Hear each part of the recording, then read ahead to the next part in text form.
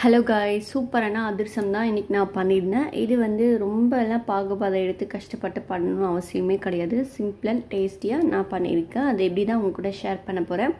அதுக்காக சுத்தமாக பாகுபதம் இல்லாமலாம் நான் பண்ண கிடையாது. ஆல்ரெடி ட்ரை பண்ணியிருக்கேன். பட் எல்லாருமே பிகினர்ஸ் கூட பண்ணலாம். அந்த மாதிரி தான் நான் இன்றைக்கி உங்களுக்கு சொல்லித்தர போகிறேன். ஸ்கிப் பண்ணாமல் பாருங்கள். ஃபஸ்ட்டு வந்து ரைஸ், நீங்கள் எந்த ரைஸ்னாலும் எடுத்துக்கலாம். நான் வந்து நார்மலாக சாப்பாட்டுக்கு பயன்படுத்துகிற அரிசி தான். ஒரு 1 kg அந்த அளவுக்கு ஒரு 4 hours ஊற வச்சுருக்கேன். 4 hours நல்லா ஊற வச்சுட்டு அதுக்கப்புறம் பண்ணிங்கன்னா சாப்பிடும் போது நல்லா சாஃப்ட் அண்ட் கிறிஸ்பியாக நல்லா கிடைக்கும். அதுக்காக தான் 4 or 5 hours கூட ஊற வச்சுக்கோங்க ரைஸை. நான் ஊற வச்சுட்டு ஒரு 10 minutes வந்து நல்லா ஃபில்டர் பண்ணுவோம் இல்லையா, அந்த மாதிரி எடுத்து ஃபில்டர் பண்ணி வச்சுட்டேன். அதுக்கப்புறமா மிக்ஸி ஜாரில் போட்டு நல்லா ஃபைன் பவுடராக அரைச்சிக்கோங்க. கொஞ்சம் நொய் இருந்தால் கூட ஓகே தான். இது கொஞ்சம் நொய் இருந்தால் தான் நல்லாயிருக்கும் சாப்பிட ரவை பதத்தில். பட் ரொம்பவும் ரவை பதம் மாதிரி பண்ணிடாதீங்க. நீங்கள் ஃபைனாக அரைச்சி ஃபினிஷ் பண்ணுங்கள். ஃபில்டர் பண்ணாமல் அப்படியே யூஸ் பண்ணிங்கனாவே சூப்பராக கிடைக்கும். நெக்ஸ்ட்டு வந்து மாவை வந்து கன்சிடர் பண்ணிக்கோங்க. 3 cup மாவு இருந்துச்சுன்னா 1 cup வெல்லம் கரெக்டாக இருக்கும்.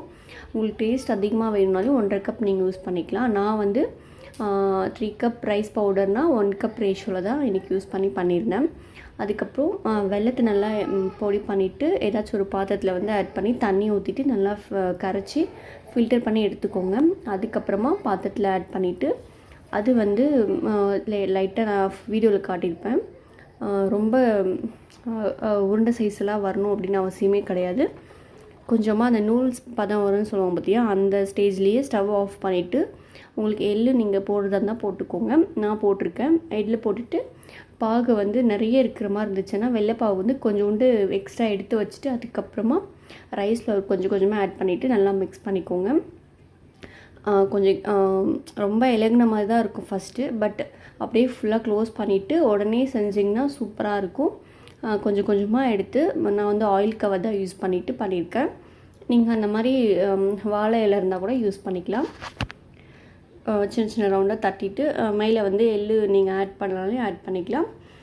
இது பண்ணிவிட்டு டீப் ஃப்ரை பண்ணி எடுத்திங்கன்னா சூப்பரான அதிரசம் ரெடி. நான் இப்படி தான் பண்ணியிருந்தேன். உங்களுக்கு ஒரு சம்டைம்ஸ் சில பேருக்கு வந்து பாகு எடுக்க தெரியாது. அந்த டைமில் வந்துட்டு எண்ணெயில் போட்டது பிரிஞ்சு போகும்னு சொல்லுவாங்க. அப்படிலாம் ரொம்ப ஹார்டாக வருது அப்படின்னு சொல்லுவாங்க அதிரசம். அதுக்கு வந்து ஒரு சின்ன டிப்ஸ் என்னென்னா, காய்ச்சின பால் காய்ச்சாத பால் ஏதோ இருந்தால் சரி ரூம் டெம்பரேச்சர் பாலை வந்து மிக்ஸ் பண்ணிங்கன்னா சூப்பராக சாஃப்ட் அண்ட் கிறிஸ்பியாக கிடைக்கும். இந்த மாதிரி ட்ரை பண்ணி பாருங்கள். தேங்க்ஸ் ஃபார் வாட்சிங். Keep support my channel. Thank you.